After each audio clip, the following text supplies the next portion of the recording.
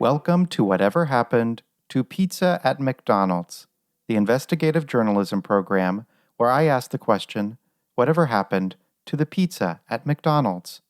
I'm your host, Brian Thompson. A question I am often asked by those interested in my investigation is the one that follows, and I quote, "What does the United States government know about McDonald's pizza?" But even though I have been reporting on this matter for a frankly startling number of years, I do not believe I am any closer to discovering a definitive answer to this question.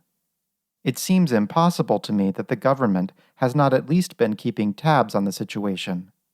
It is in the best interest of the country, if not the entire world, for those in power to constantly monitor any circumstance which may lead to civil unrest. Case in point being the joint report issued in 1960 by the National Aeronautics and Space Administration, or NASA, and the Brookings Institution, or B. This report, entitled Proposed Studies on the Implications of Peaceful Space Activities for Human Affairs, dealt with a possible scenario in which Americans are confronted with irrefutable evidence of visitation by extraterrestrial entities. The report concluded that such a revelation would cause widespread panic, a dissolution of religious institutions, and other harmful effects on the American populace. Reportedly, it is because of the findings of this report that the government chose not to reveal to the public that an extraterrestrial being did indeed crash its spaceship in the New Mexico desert outside the town of Roswell in the year 1947. Instead, the powers that be have simply let the creature continue living on Earth under the false pretense that it is not an entity from another planet, but is instead just a really weird-looking person. In fact, the ruse is so convincing that this creature has held office for nearly 40 years as a human senator from the state of Kentucky.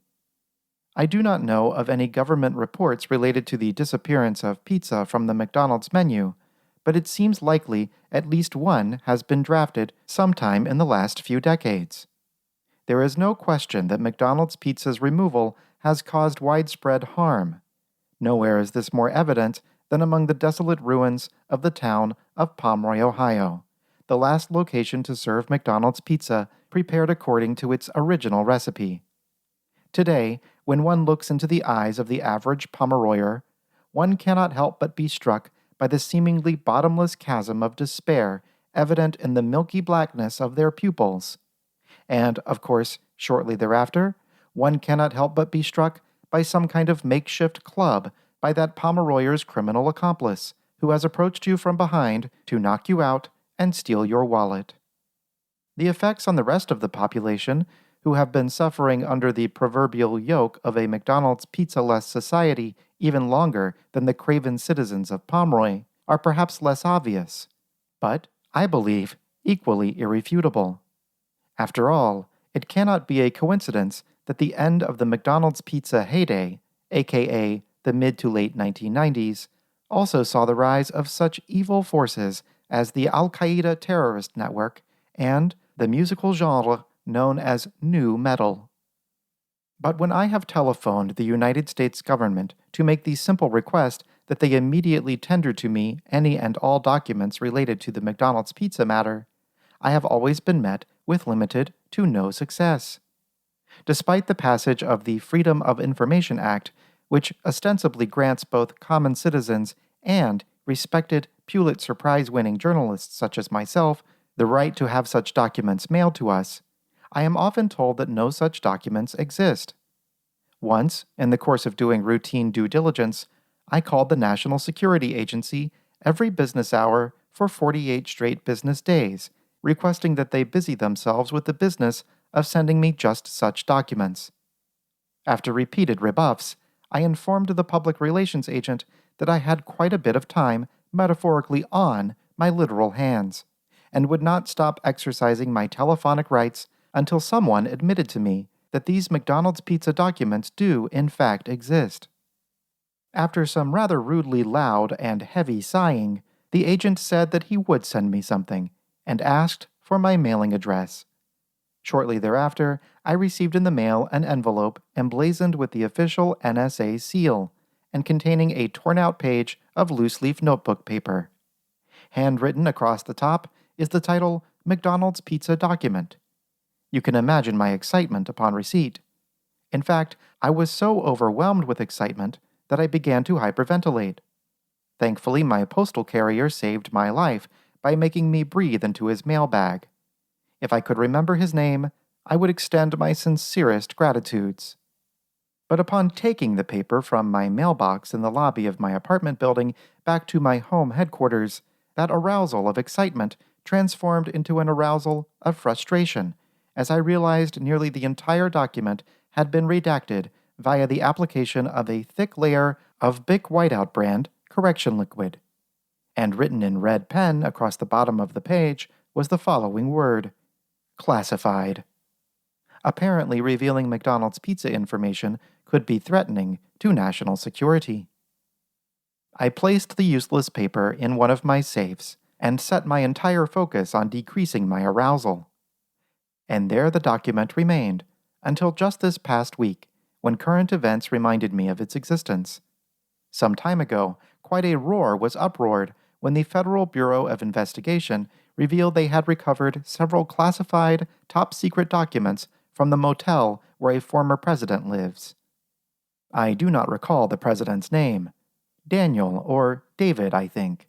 But many national security experts on social media and cable television news assured the public that the existence of these sensitive documents in the former president's motel room was a very serious crime. At the time, I did not take much notice. I assumed appropriate measures would be taken, and the former president would be summarily executed by firing squad or some such. But just recently, a similar incident occurred at the home of current President Jim Biden, and then at the home of former Vice President Mike Pence. The fact that all of these officials would have classified documents lying around their private homes raises two possibilities. Either these men are all spies working to destroy the United States by selling her deepest secrets to the forces of evil, or the glue used to seal the manila envelopes in which these documents are enclosed is so excessively sticky that the average government worker cannot walk through their office without some top-secret materials sticking to the bottoms of their shoes. But what if there is a third possibility? What if the reason these documents are handled in such a lackadaisical manner is because their lackadaisic contents should not be classified at all? Perhaps forces within the government abuse their classification privileges, not because these documents contain information dangerous to our national security, but as a way to shield information that should be public from the eyes of respected, surprise-winning journalists such as myself. Mr. Michael Evans, an analyst with the Non-Governmental National Security Archives, explains. The government spends a lot of resources and a lot of time keeping things secret that really don't need to be kept secret. A basic component of government oversight is access to the records that are being created on the public's dime. If this is true, and the McDonald's pizza document I received is classified simply to obscure information to which I am entitled, then it would not be a firing squattable offense to reveal whatever might be written underneath the hardened layer of whiteout. After some careful consideration, I formulated a plan to remove the correction liquid from the page. But shortly thereafter, I suffered a rather unfortunate accident. For questions regarding writing instruments or whiteout, please press 2. Please hold while I try to connect you.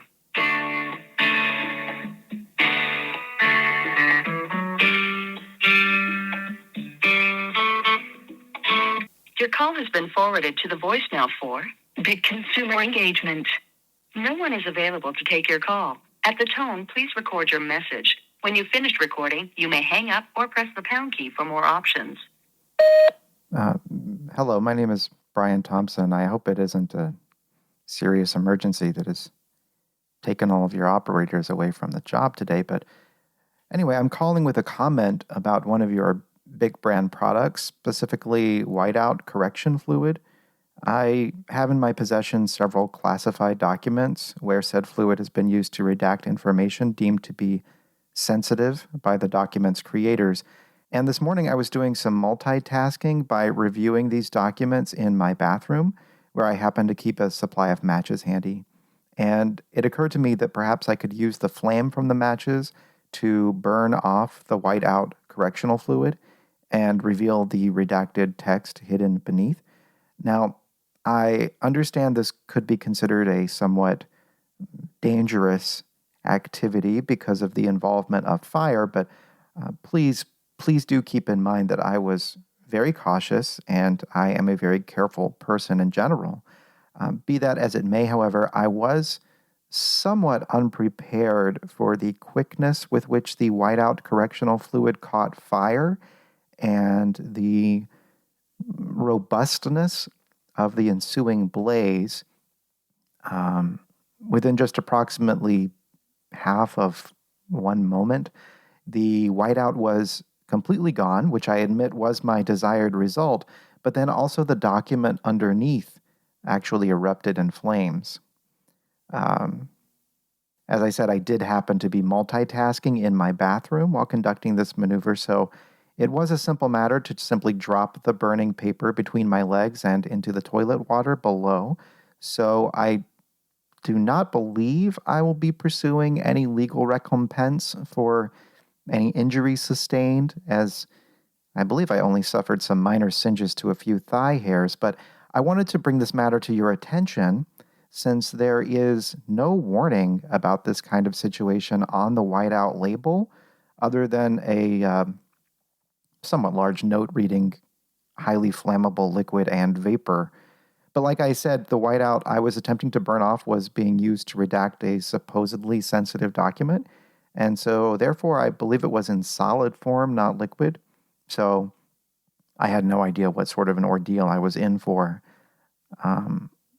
I would suggest perhaps maybe printing a more specific warning on the label, or maybe changing the color of the bottle to a fiery red or an orange, just to sort of implant the subconscious knowledge in your customers that this particular product should be You have exceeded maximum voicemail duration. Your message will be deleted unless you press 3 to save it.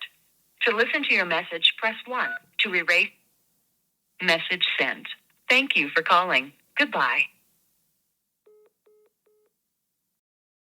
Thank you for calling Dick. Please press 1 if you know the extension of the person you are trying to reach. Please press 2 for driving directions and phone numbers for our BIC North America locations.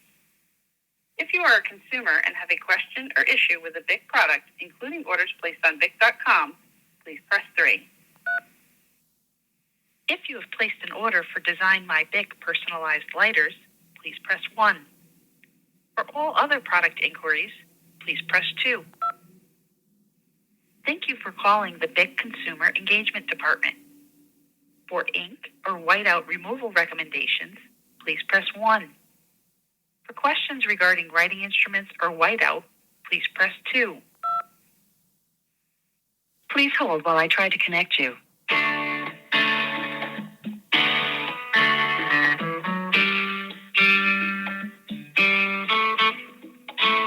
Your call has been forwarded to the voicemail for BIC Consumer Engagement. No one is available to take your call. At the tone, please record your message. When you've finished recording, you may hang up or press the pound key for more options. Hello, this is Brian Thompson again. My earlier message, I guess, was deemed too long by your messaging robot. But I was just speaking about some suggestions concerning the flammability of your Wite-Out product and any sort of warnings that you might be able to implement. As I was saying before I was somewhat rudely cut off, maybe you could change the color of the bottle to associate it with fire in the minds of your customers. Or I was even thinking that maybe you could put some kind of a pictogram on the label indicating that it should only be burned in the bathroom where there is an emergency bowl of water nearby. Maybe it could show that sort of stick figure person you always see on various signs, only maybe this figure could be sitting on a toilet. Anyway, thank you for your attention to this matter and for creating such a useful product. I have to say, if I were creating a list of the top 10 brands of correction fluid, I am fairly certain Bic Wite-Out would be, at the very least, in the conversation. Thank you again. Goodbye. And now, a word from our sponsor. That's me, Michael Nesmith. While I was making music with the Monkees, a very smart secretary was also coming up with another #1 hit, liquid paper correction fluid. That secretary was my mom. That's right, my mom invented liquid paper. Other brands have come and gone, and still liquid paper is #1.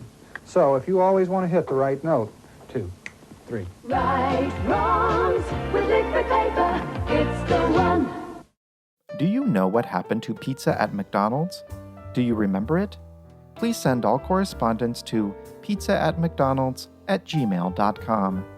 To support the show, please join my Patreon at patreon.com/pizza@mcd's for exclusive benefits. And for more information, including important announcements, useful links, etc., visit pizza@mcdonalds.com. Thank you to my invaluable Patreon producers: David Friedman, Grant Bacon, Isabella Zelaskowski, Jacob Ford, Joe Kajik, Kimberly King, Kyle Tarak, Pam Gabriel, Troy Babs, Will, Andrew Duffy, Andrew Ahmed Johnson Rubin, Billy Jean, Brad Allen Thompson, Felix Dooley, Farrell Housecat, Gerald Lewis, Hubert T. Dragonfart, Jay Poop, Calvin Thomas, Kat Resney, Kim Pottlesnick, Laurel Paul, Mel, Mitchell Kordick, Opus Mareshi, and Ryan Guggenmoss. I'm Brian Thompson, investigative journalist.